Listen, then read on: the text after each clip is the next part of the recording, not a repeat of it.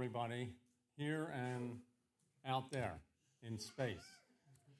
I was asked to give a testimony. Well, I looked up the word testimony. It's a formal report or statement given in court. Well, I'm not going to do that. I'm going to share with you my life and how I've lived it and walked it with the Lord.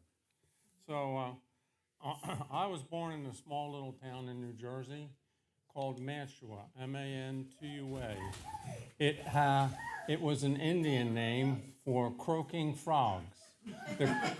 The creek that went through my town had a lot of frogs and animals around there, and so that's why it got the name of Mantua.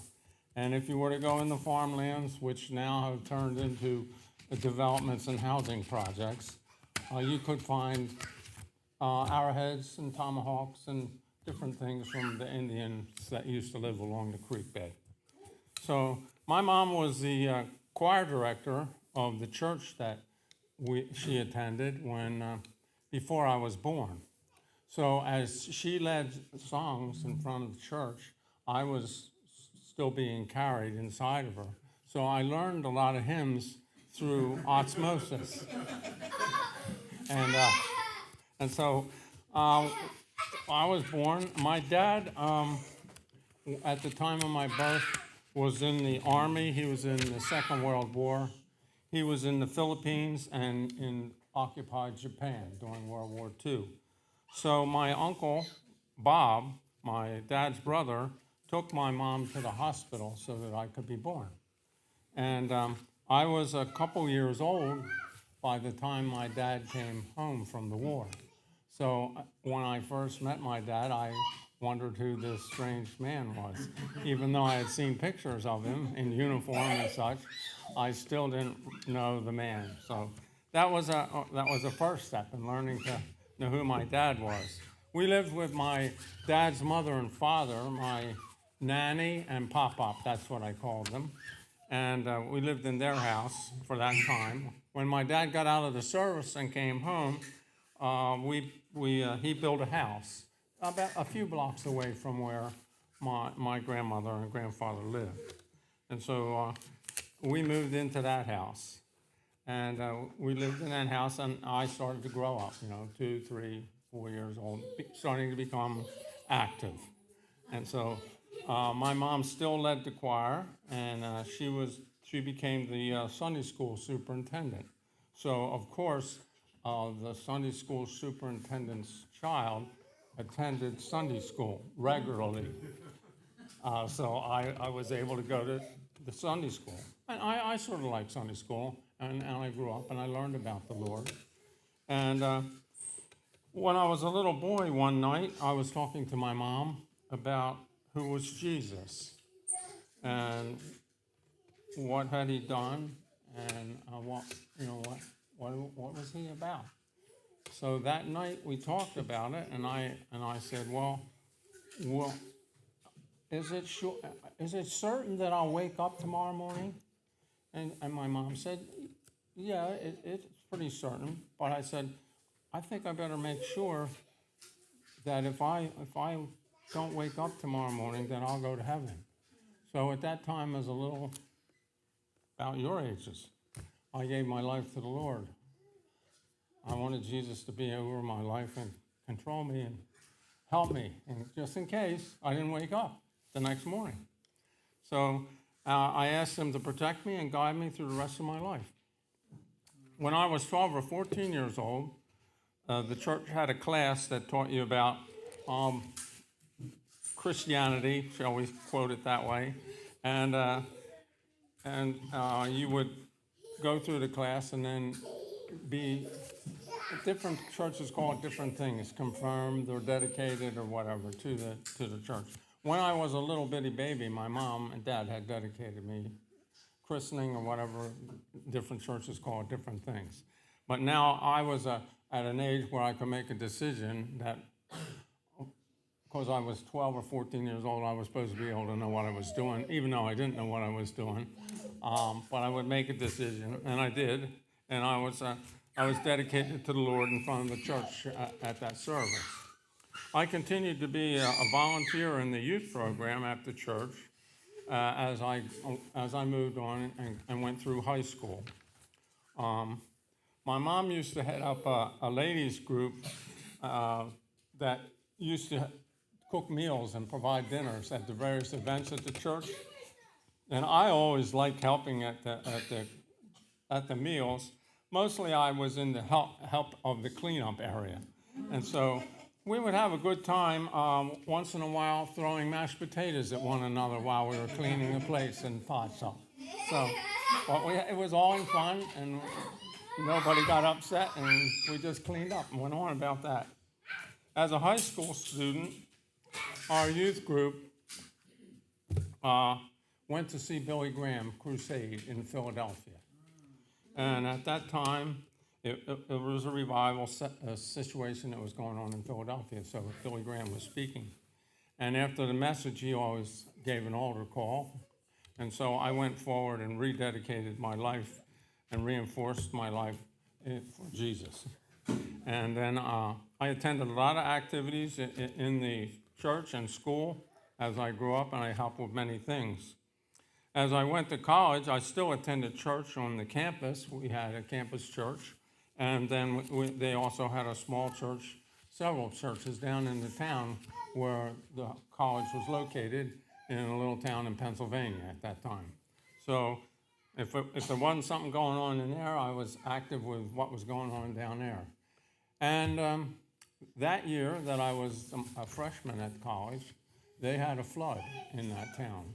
The river that came down through the town overflowed the banks, and it injured a lot of the people's homes and things like that. So as a student and involved in the church, we went down there and worked with them to help rebuild their homes and get them cleaned up so that they could get back to normal after the flood.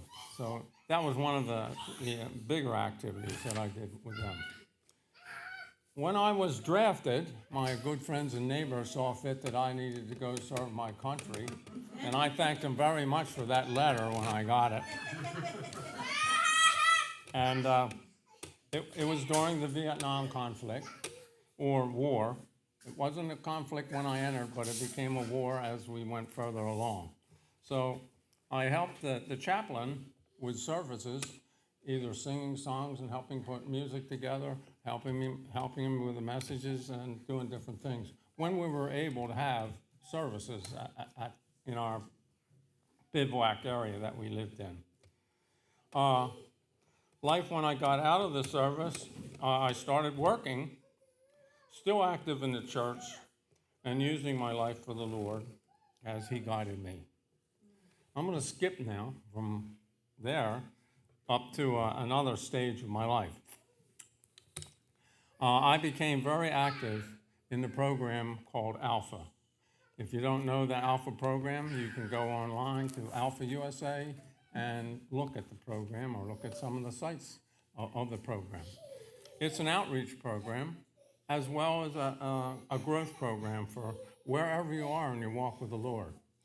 And so the reason I got involved with that was at the church I was at, which is not the church that I grew up in, but another church, I was active in the motorcycle ministry. And these are what's called your colors. And when we would ride to various places, people would say, "What does that mean?" So I thought Alpha would be a great outreach program. I didn't know that much about Alpha at that time, to be able to share what the colors meant, such as crossroad riders and riders of the Lamb.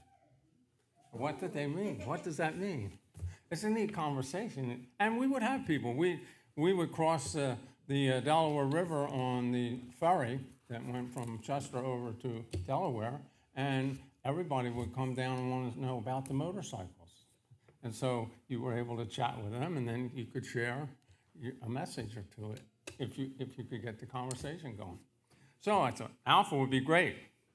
So I also got involved in helping in services. I was a team leader for a greeters team, and we had 4 services on Sunday. So I was there for quite a while greeting all the people that came in.